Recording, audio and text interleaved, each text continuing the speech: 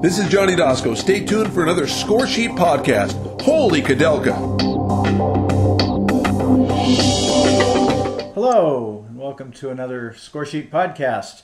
This is actually a continuation of the podcast we taped about a week ago with Todd Zola. In that one, we talked kind of general fantasy and Major League Baseball happenings. And today we're going to pick Todd's brain for some early preseason, maybe sleepers or recommendations, or maybe a guy or two that he thinks you should stay away from. Once again, Todd is one of the co-founders of Mastersball. He runs the mastersball.com site now and contributes. Over the years, he's done a ton of fantasy input for all sorts of places. Ron Chandler, Major League Baseball, ESPN, on and on. How are you today, Todd? I'm doing swell. How you doing, Jeff? I am good. Though I saw my sister-in-law yesterday and she said she had just burned her Pablo Sandoval shirt because she's a huge Giant fan. So I asked her about Casey McGahee, as all Giant fans are a little disturbed with the drop-off from Sandoval to McGahee. What do you think? I'm actually looking forward to seeing a little Pablo in Boston. I'm from the Boston area, and I'm not, gung-ho, we're going to return to the World Series because of the Kung Fu Panda. But I think it's a pretty decent fit. Defensively, I think he'll hold his own. The lack of walks seems to be backwards to how the Red Sox seem to think. But I don't think they're going to force him into more patience. I think they know what they're getting, and they'll just let him do his thing and hope that the guys in front of him walk and get on base and he can swat him in. I just hope that he doesn't get, influenced by that wall and try to jerk everything over the wall, that he just goes with his natural swing, because he should be built for that park. He's more of a gap hitter, and, he's just being a switch hitter. When he's hitting from the left side, he should be able to take advantage of that vast right field expanse and then, occasionally poke one off the wall from either side of the plate. I think it'd be an interesting fit. I think actually when he left San Francisco, he kind of made it clear that he wanted to prove himself somewhere else, or something about the Giants, even though they won 3 World Series, he didn't like. So I think he might actually be motivated to have a good season as opposed to maybe comfortable with the new contracts. I think, not just because I'm a Giants fan, I think that picking him up this year would be a good move. Yeah, I also think that there's a little of David Ortiz influence, not just with him, but with Hanley Ramirez as well. Well, I know there's some with Hanley. And I think he's going to help him, too, when he's, to help him hit from the left side. I think Adrian Gonzalez helped teach Big Papi a little bit about going the other way, and I think Big Papi might be able to transfer that off to Sandoval. So, definitely targeting, Sandoval, an AL-only league, he wasn't available. He's one of the new acquisitions into the league, and I think he's going to be a pretty nice player. Yeah, well, you mentioned Hanley. I think obviously the concern with Hanley is always his health, but he is down the road going to lose some value by being a left fielder, not a shortstop. But pretty much, certainly in Score Sheet and virtually every fantasy game I know of, you'll be able to play him at shortstop in 2015, since he played there all of 2014. And as a shortstop, and if he remains at all healthy, like you said, he might really hit pretty well in Boston with some of that influence around him. Yeah, I think as far as traditional roto goes, I don't buy into the scarcity argument. For Score Sheet's a different story where defense counts and that, you have to have him in the lineup at a certain spot, that sort of thing. So sure, in Score Sheet I can see where you make a little bit more of an argument that you're losing something when he moves to left field. However, what if that keeps him healthier? What if playing left field as opposed to shortstop keeps him on the field longer? I think you'll trade that additional production for, the losing some games at shortstop, if in theory it's more of a demanding position, that sort of thing. I know, there was a story when he was first signed how a few years ago when Hanley kind of dilly-dallied after a ball and got actually benched by his manager, Ortiz was texting him that day, he's on a different team. Apologize to your manager, apologize to your fans. And Hanley kept saying no, no, no, and he finally did. So there's sort of a, I don't want to say father-son, but there's definitely a mentor, sort of relationship going on over there. Keep in mind, Hanley was in with the Red Sox organization in the Josh Beckett trade, so he grew up in the Boston organization. So, yeah, I think for both of them, they could both have better seasons than they may have had the past couple of years in the NL. Yeah, no, I think they're a plus addition. You got kind of one of your favorite pitchers or hitters you're going to be targeting this year? I know you mentioned, I think last week, Cole Calhoun. Yeah, I mentioned Calhoun. I like Anthony Rizzo a lot for both, I think, all-purpose score sheet and traditional baseball. One of the things we're going to find when you start to get into your drafts of any kind of draft, doesn't matter what it is, if you're one of those people that A, likes to avoid injured players, or B, prefers an extended track record for your players, you might as well look for a new hobby this year, because once you get past the first handful of players, it's either an Anthony Rizzo who's has had a good year, Anthony Rendon who's had a good year, or it's Carlos Gonzalez or Albert Pujols or Matt Kemp, something like that. You're going to have to give. You're going to have to, relax your sort of stringent boundaries as far as drafting players if you want to, take someone of quality early. Rizzo's one I'm willing to do that with. I'll trust the 1.5-year track record and not want to see it for another year. I'll take him over Freddie Freeman as an example. Josh Donaldson's someone who I really like in the new park. I know you can't predict park effects. It's on paper, air quotes. But, man, on paper, he should just rake in Rogers Center. Encarnacion and Bautista certainly helps them in that lineup. I was sort of off of Donaldson a little bit if he stayed in Oakland, just because I think he sort of would have been overdrafted just to get the third baseman. But if you're not factoring in park effects now, to me he's a first rounder, and I don't think people realize that. And he's a guy that I probably will be invested in a little bit come the spring. Yeah, well, if he has a first round type season, you got to really wonder what Billy Beane's doing in Oakland. I'm a fantasy guy. We'll have the real baseball discussions talk about that. I don't know. Who knows what Brett Lowry's going to do? I will say this: I do like Sean Nolan and Graveman as pitchers. Those are pretty good. Move from Toronto to Oakland, they get the same bump reversed, going to a good park. And Nolan has had a cup of coffee, even though Graveman's the pitcher they're talking about a little bit more. I'm putting those guys on every reserve list. Right now, the NFBC has got a 50-player draft and hold. They're on my pitching staffs and the drafts that I've done there. I don't know that Billy Beane's going to win a World Series this year, but if you're going to dismantle, I think he's being smarter about it than people may be giving him credit for. I think we've all learned that, with Kazmir, there were a lot of people, I got a lot of friends in the Bay Area. I lived there forever, and they were all like, we're not drafting Kazmir. And my theory was, if Billy Beane's willing to spend millions of dollars on him, given his track record, maybe I'll trust Billy and draft Kazmir. And that was one of my few kind of bright spots on my teams last year. Well, we both have mine's in football, but we both have a general manager, and we say, in Bill we trust. If Bill Belichick thinks it, I think it too. If Billy Beane thinks it, why not? Yeah, that seems like a good one. So you got Rizzo, and then you mentioned third base. That the third base situation is kind of bleak. It seems like through the majors. That is Beltre. I mean, he's still around. He's one of those injured, potentially injured guys. Once you get into that second, third round turn there, do you trust that he's going to stay healthy? He's getting on in age. I love Kyle Seager. If you're looking for some stability at the position, even in Safeco and even with home runs dropping, there's a 30 home run season in his future. May not be this year, but it's coming. You're right. The position, Miggy's no longer playing there. There's some players that have moved off of the position. If you don't get somebody early, you're going to realize pretty quick that it becomes a cesspool. I think I used that word in one of my mock drafts for a magazine. I faded third base, and by the time we got to the 13th, 14th, 15th round, I'm looking at these third basemen, and I was sort of surprised how poor they were. Because I usually take either Donaldson or Seager, but I kind of wanted to see where they would go if I didn't take them. So I faded them, and now I know next time to take them. It gets pretty bleak once you get past the first few third base. I mean, there's a lot of major league teams that, playing the Juan Uribes and the McGahees and all that as starting third baseman. Guys that, it wasn't that long ago, you'd think of a third baseman as kind of your fifth batter hitting 25 homers. Oh, absolutely. There's a reason why Alex Rodriguez may have a job this year. He plays third base. I hope I get to cross him off my projection set before March, but as of right now, he's probably going to be playing. Chase Headley was recently signed by the Yankees, so Rodriguez will DH.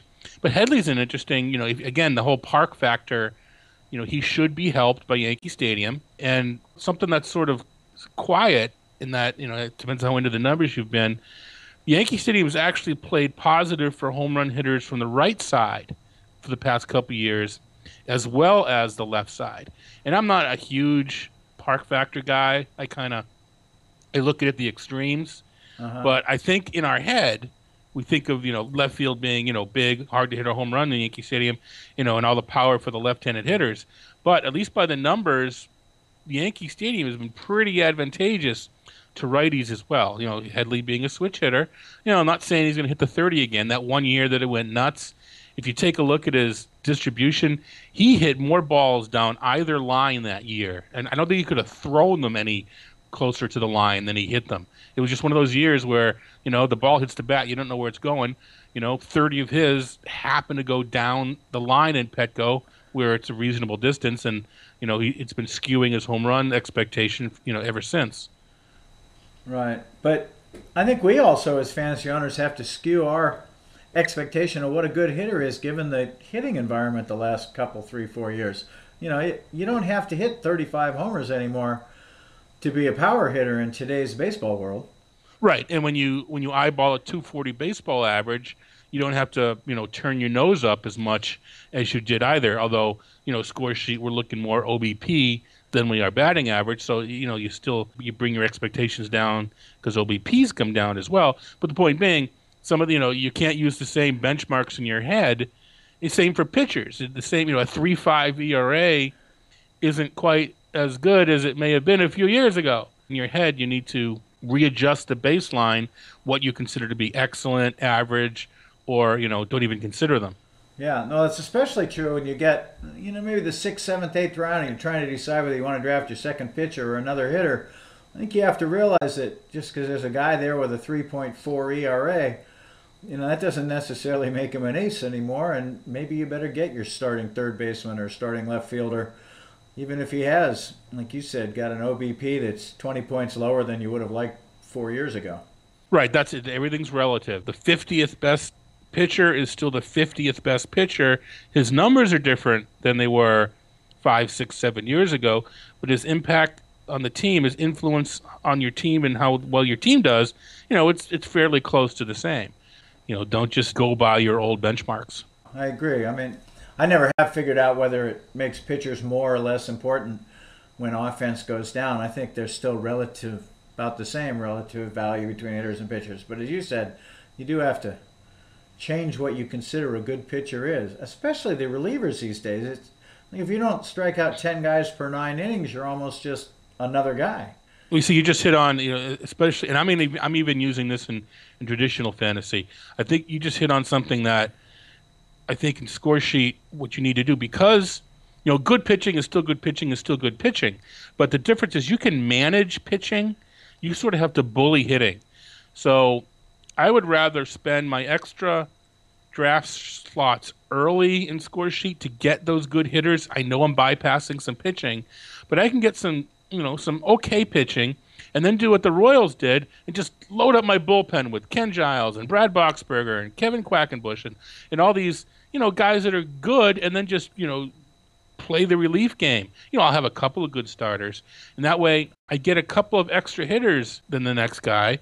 And although I don't have the ace pitcher as my second or third or fourth pitcher, my staff will be better because, I'll be just using more liberal use of my bullpen. It works a lot better for sim games than in Roto because, you get the counting stats and categories, etc. The score sheet league I play in is a, keeper league, so I don't know how well I'll be able to switch at least in 1 year. But if I'm drafting from square one in score sheet, I'm pounding hitting early and managing pitching.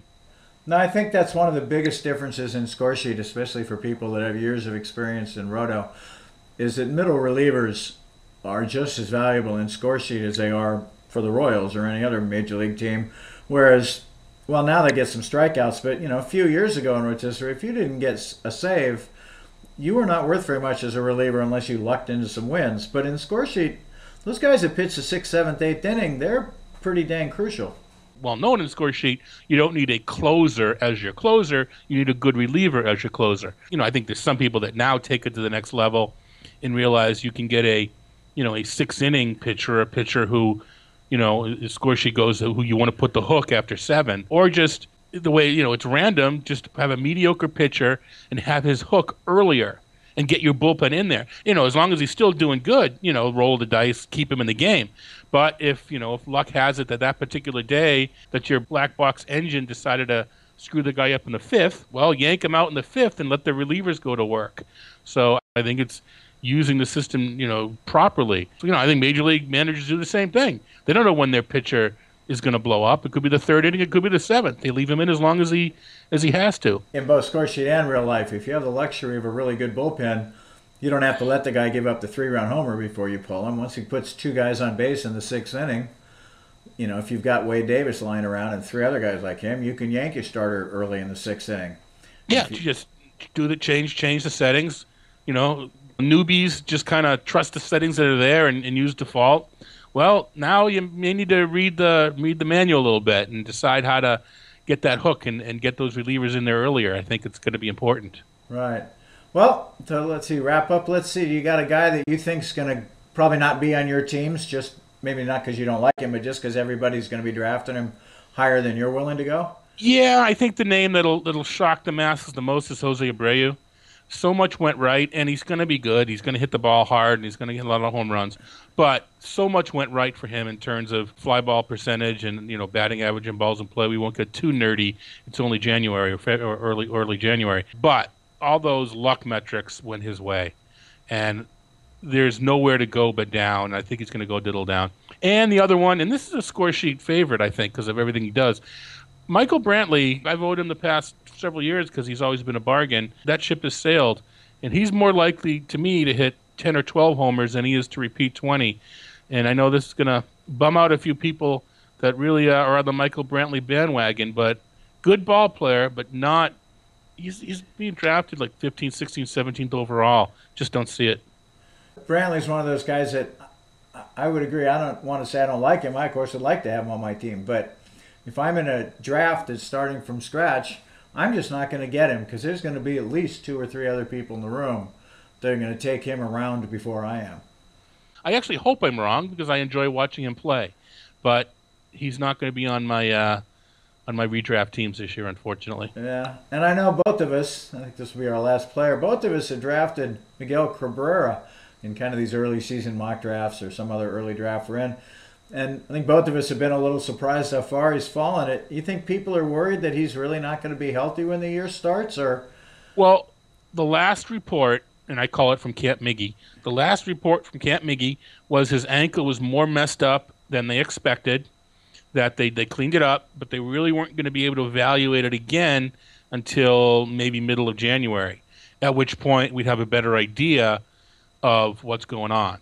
Now, may not start the season, late to spring training.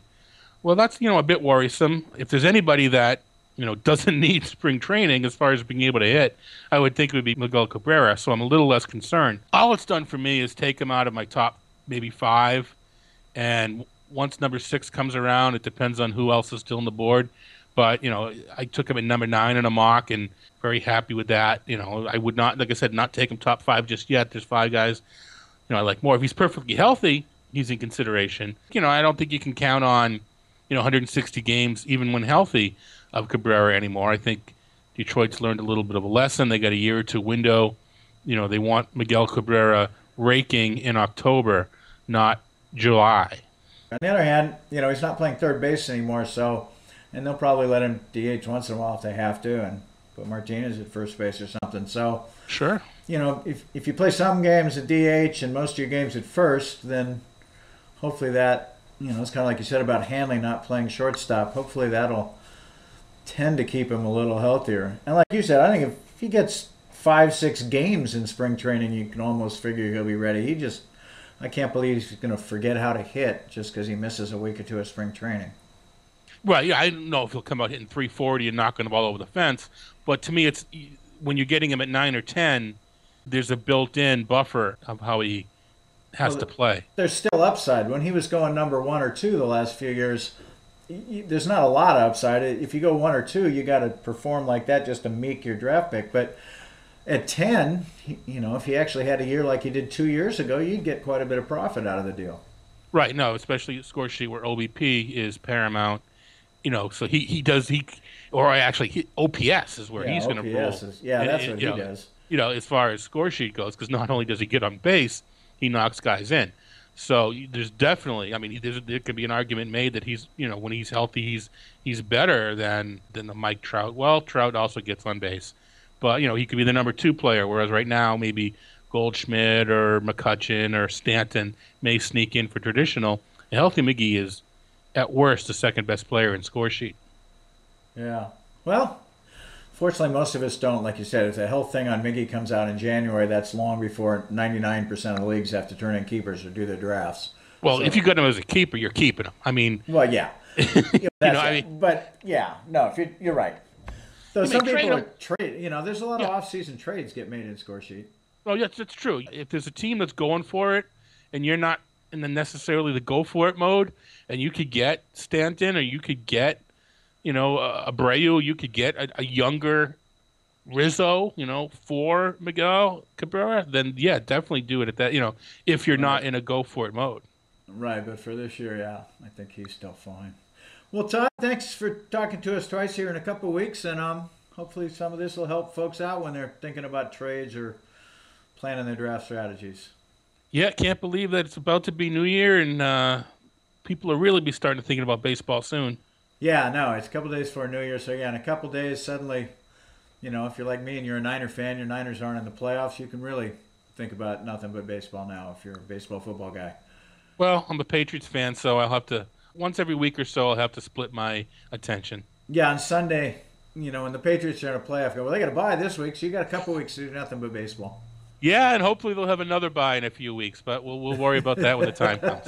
Well, good luck to your Patriots. Thanks again, Todd. All right, Jeff. We'll talk to you soon. All right.